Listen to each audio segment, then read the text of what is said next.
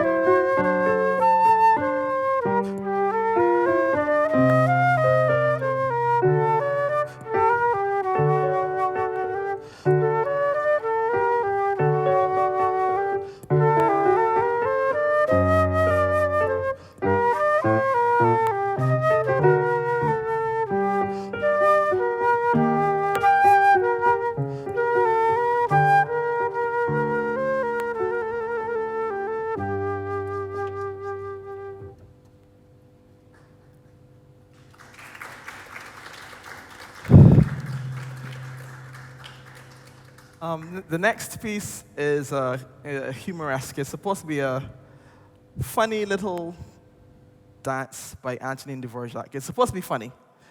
I don't know if you'll get the joke when I'm playing, but I do hope that you enjoy the piece.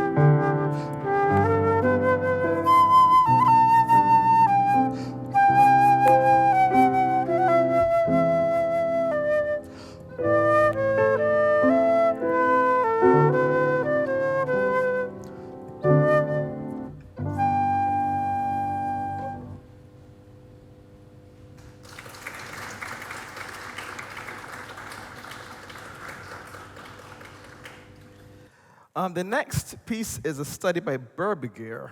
So it's Berbiguier. Those are a lot of consonants in one name. But this study is supposed to highlight the range of the flute, the techniques that you need, like the leaps and some other things. So I do hope that you will notice the techniques executed and that you'll enjoy the piece.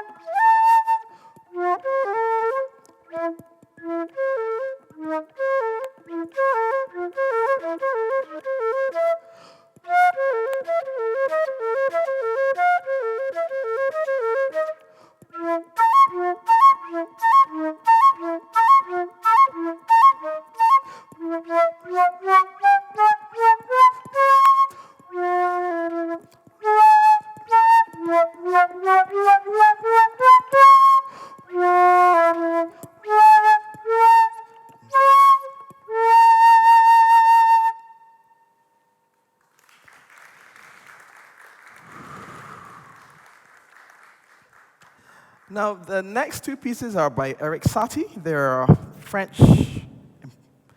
he was a French composer, and they're generally very slow, but the thing is, when they're slow, it means that your tuning must be impeccable, and your breath control must also be impeccable. So we're going to do 2 of the 3 Gymnopedies, and I do hope that you will have, heard the experience that Satie was trying to bring to us.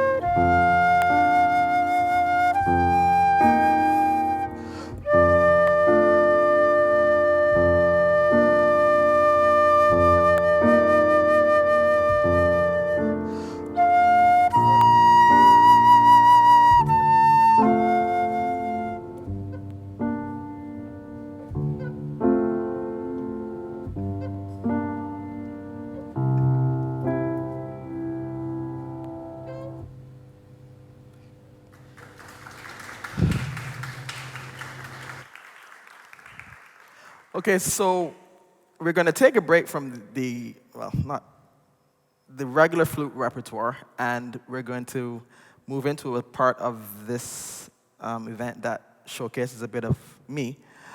So I am Adventist by faith, and I sing, and I thought that it would be cool if I could arrange 2 hymns for 3 flutes. So at this point, we will have Judith Colthurst and Beverly Toppin, who will join me as we do this trio. The first item will be a song by David G. Wilson called "Sing a New Song to the Lord." Now it's fairly quick. It's in 6/8, so it's a compound piece. However, there will be some modifications to the part that's in the hymnal that the congregation will not be able to sing. So I do hope that Judith and Beverly can join me at some point in time.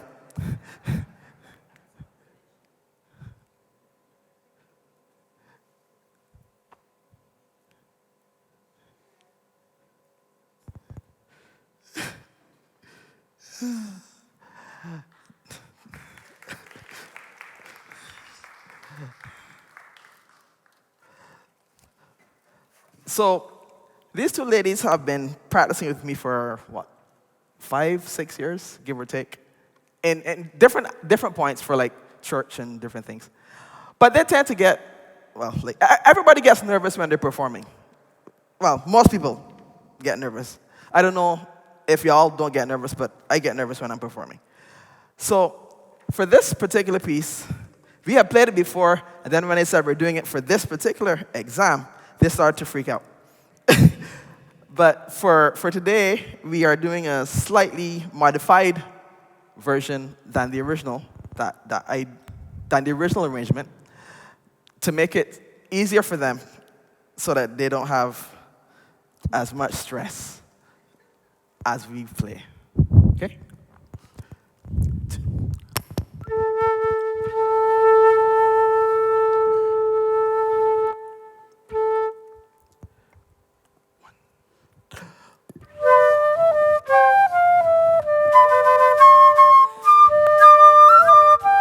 Okay, hold on. Let's not do that. I know it's a performance, but I want you to all to get the best of. Let's take a deep breath and breathe out. Ready? 1.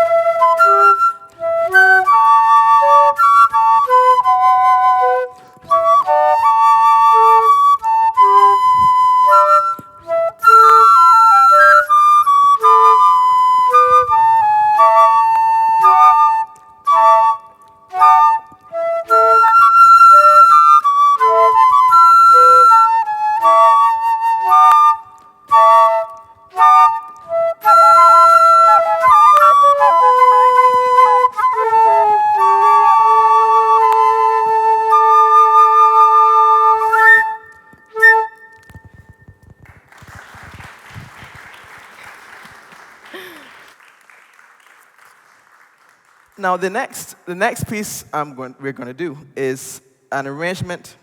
Okay, in our hymnal, the song is called the Spacious Firmament, which speaks about creation and all these other things. But it's taken originally from Frederick Haydn's The Heavens Are Telling. I don't know if anybody knows it. The heavens are telling the glory of God. That's where the music comes from. But the arrangement that we're doing is going to be going in from cut time to 3/4, then into 4/4, with a lot of interesting things happening in the middle. So I do hope that you enjoy.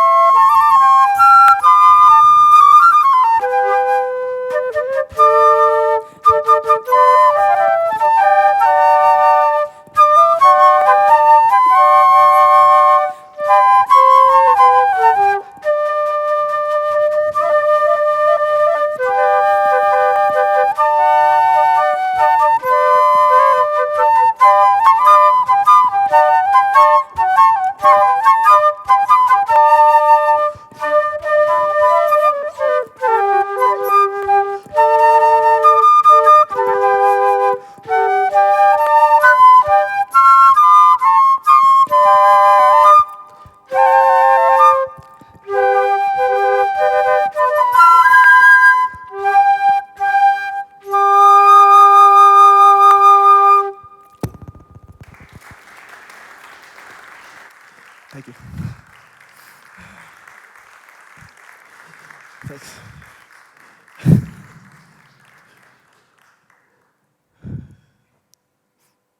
Oh, you got to get disconnected. Okay. All right. So I do hope that you enjoyed those arrangements and that they did bring a little, excitement. Now, the next piece I'm going to do for you is a modern-ish relative. It's a Sicilienne by Gabriel Fauré, Opus 78 for flute and piano. Now, it's originally for flute and harp, but we don't have a harpist in Barbados that I know of, so we'll settle for the piano. So the Sicilienne for flute and piano. Ready?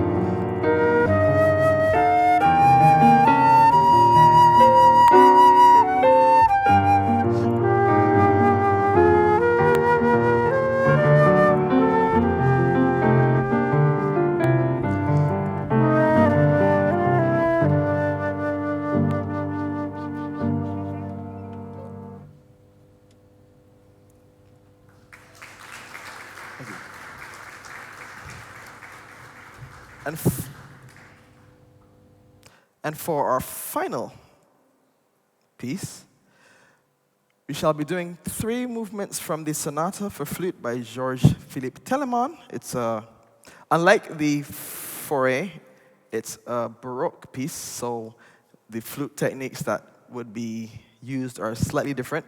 So for the Fauré, you're doing languid, very projected sounds, whereas the Baroque flute, back then the Baroque flute was not like this. It was either a recorder or a wooden one with a different set of fingerings. So it was not as loud and it was slightly shorter. So I will try to imitate a Baroque flute using the Bohème flute that I have. So we'll see how that goes. Oh, and for this one I need to put on my glasses. It shows the advancing age. Some people have not gotten here yet, and I hope that the rest of you who have gotten here can understand what is happening. Ready?